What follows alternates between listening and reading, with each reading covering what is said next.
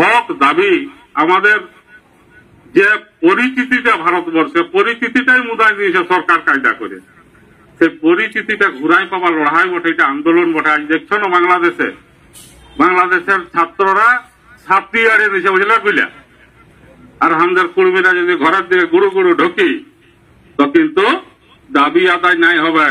তো ছাত্রী আড়িয়ে দেওয়ার জন্য আজ আমরা মূল খুঁটির দ্বারস্থ হয়েছি, ওয়ার ডেরাকে এসেছি। ইয়ার পরে কিন্তু জাহান দিয়ালিয়ার ব্যাপার আছে, গল্প আছে, দিতে পারবে না। বাংলাদেশের ছাত্রদের মতন জাহান দিতে হবে, আর জাহান নাই দিলে আমাদের জেলে ঢুকালে কিছু হবে না, ওরা দিবে না। ঠিক আছে, জেলে ঢুকায় আমাদের ওয়েট দেখছে। ইয়ার পরে যে আন্দোলনটা হবে সেই আন্দোলনটার জন্য আমরা একটা কৌশল নিয়েছি সাজাবার, যেটা পরবর্তী ক্ষেত্রে আপনারা বুঝতে পারবেন। তো আজকে সেদিনে ঝাড়গ্রামের মিটিং এ সবই আলোচনা হয়েছে, নতুন করে আর কিছু নিশ্চয় কাকে বলার দরকার নেই।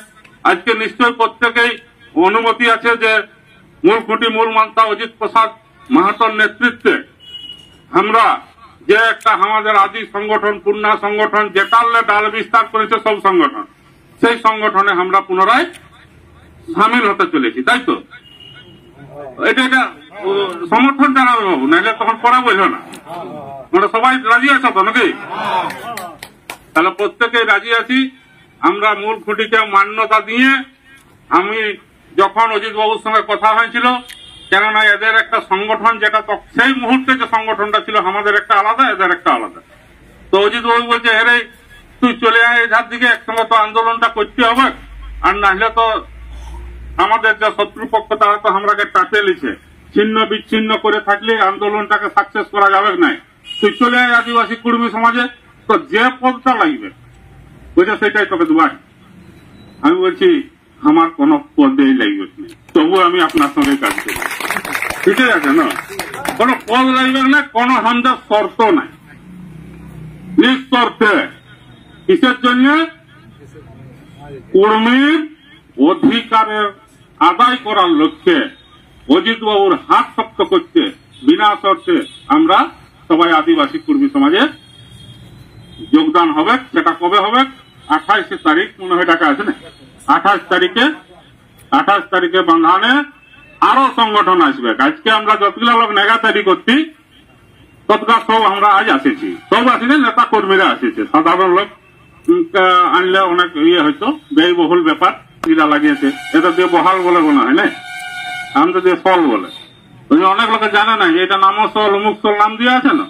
সল মানে যেগুলো আগে চাষ লাগে সেইগুলাকে সল বলে। এটা বক্তব্য দিচ্ছি মনোজন তো করে করছি, হ্যাঁ, সেইগুলাকে সল বলে। তো আমরা সলে কিছু কিছু চাষ লাগিয়েছে, এই জন্য একটু লোক সংখ্যা কম। তো যাই হোক, আমাদের লোক সম্পূর্ণভাবে সমস্ত নেতৃত্বই অজিত বাবুকে আমরা বলতে চাই যে আপনার আজ দরবারে আমরা পৌঁছেছি, আমরা একযোগে আপনি যেরকম ইনস্ট্রাকশন দিবেন সেইভাবে আন্দোলন 28 তারিখের পড়লেই আমরা শুরু করে নেব, তাই তো নাকি? 28 তারিখ আমরা বান্ধানের তালপাতের কাছে আছে, সেখানে আমরা প্রত্যেকে উপস্থিত হয়ে আমরা আমাদের মতামত জানাই নেব। আজকে আমরা যেটা উপলব্ধি যে আজকে সংগঠন কর্মীর ভাঙতে ভাঙতে ভাঙতে ভাঙতে বহু সংগঠন। আজকে আমাদের আদিবাসী নেগাচারী কর্মী সমাজ আছে, কর্মী সমাজ পশ্চিমবঙ্গ আছে, আদিবাসী জনজাতি কর্মী সমাজ আছে, পূর্বাঞ্চল আদিবাসী কর্মী সমাজ আছে, সর্বভারতীয় আদিবাসী কর্মী সমাজ আছে, কর্মী সেনা আছে, আবগা কর্মী সেনা, নাম জানা না জানা বহু আছে। সেদিন একটা ইউটিউবে দেখতেছিলেন, এক সাঁওতাল ভদ্রলোক, ও বলছে এদের 80টা সংগঠন আছে।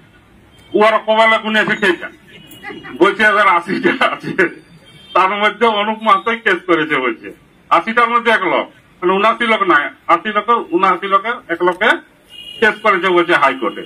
এইসব নিয়ে কি একটা ইউটিউবে বক্তব্য করতে দেখছি, আর আদিবাসী কল্যাণ সমিতির কিসের বটে। তো সে যাই হোক, 80-79টা নাই, বটে একটাই। যাই হোক, কোন কারণবশত যেটা সিধুই বলল মতন ইচ্ছা নাই থাকলেও ব্রাহ্মণ্যবাদী যে রাজনৈতিক দলগুলো ভারতবর্ষে আছে তারা বিভিন্ন কৌশলে আমাদেরকে ডিভাইডেড করে দিতে চায়।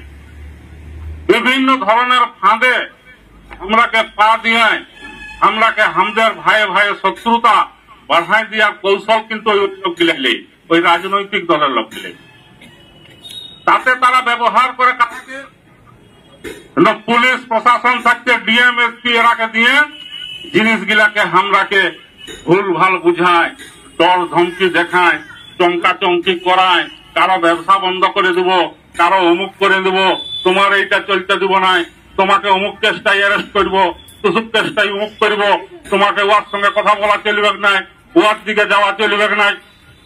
বিভিন্ন রকম ভাবে আমাদেরকে ডিভাইডেড করার কৌশল নেই। ডিভাইডেড করার কেন কৌশল নেই? আমরা যতদিন ছিন্ন বিচ্ছিন্ন থাকব তাতে সরকারের সুবিধা এবং প্রশাসনের লোকদের প্রশাসনিক ভাবে ওদের প্রশাসনটা চালাতে ওদের সুবিধা হয়। ঝামেলা নাই তো আর ওদের কি চিন্তা, ঝামেলা যাতে নাই লাগে।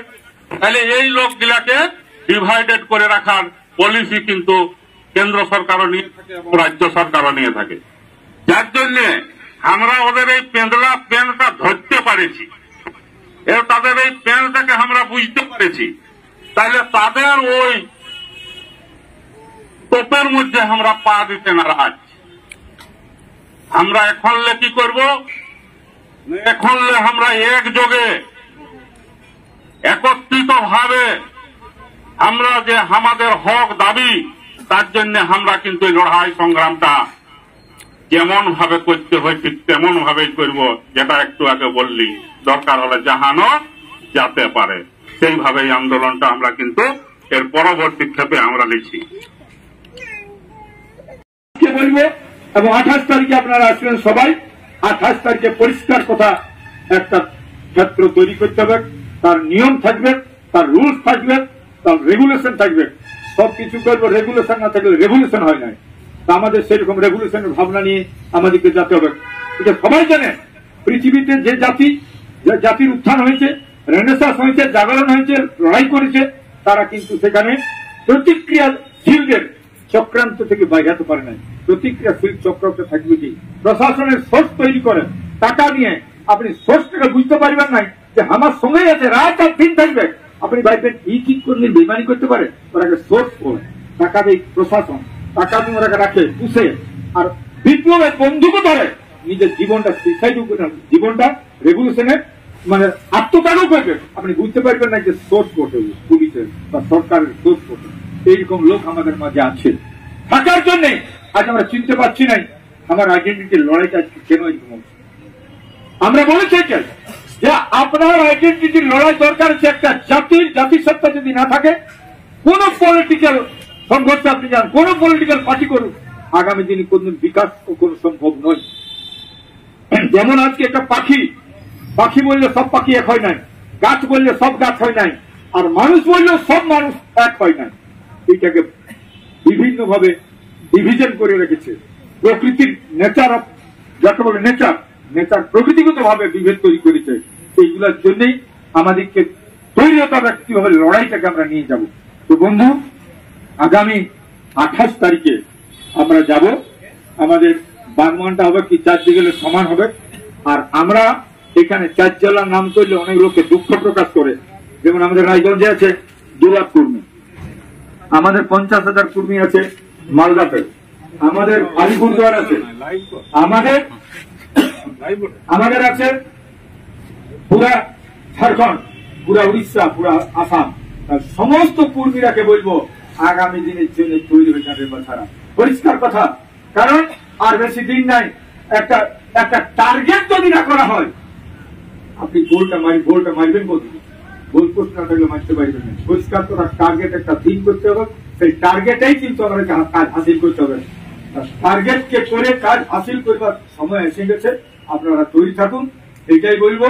এবং আগামী 28 তারিখের জন্য সবাইকে আবেদন করে আমি অনুপ ভাইকে আমি অত্যন্ত প্রশংসা করছি। মানুষ আজকে বুঝেছে। আমরা যেমন আজকে সাধু কিছু বক্তব্য রাখল, কিন্তু আমাদের অনুপ ভাইয়ের বক্তব্যটা শুনে নাই, তো শুনলে কিন্তু সবকিছু আর বলতে পারছে একটু ভালো করে। তো যেটা বলল পরিষ্কার কথা, এখানে নেগাচারী আদিবাসী কর্মী সমাজ তার সম্পূর্ণ সমস্ত কিছু আজকে এখানে মিলন করে দিয়েছে, আর কোন রকম বক্তব্য নেই। এবং এখানে আমি বলবো আরো যারা সংগঠন আছে তারা তৈরি হয়ে যাক, আগামী 28 তারিখে একটা মহামিলন হবে এবং আগামী ওই দিনেই কিন্তু আবার একটা টার্গেট তৈরি করে দিব এবং লড়াই যাই হয়ে যাবে, কোন লড়াইটাই আমরা জিতবো সেদিন হবে। ভাববেন নাই লড়াই কিন্তু কেউ একটুকু পেছাই গেলে অনেকে ভালো উপদেশ পেছাই গেল না।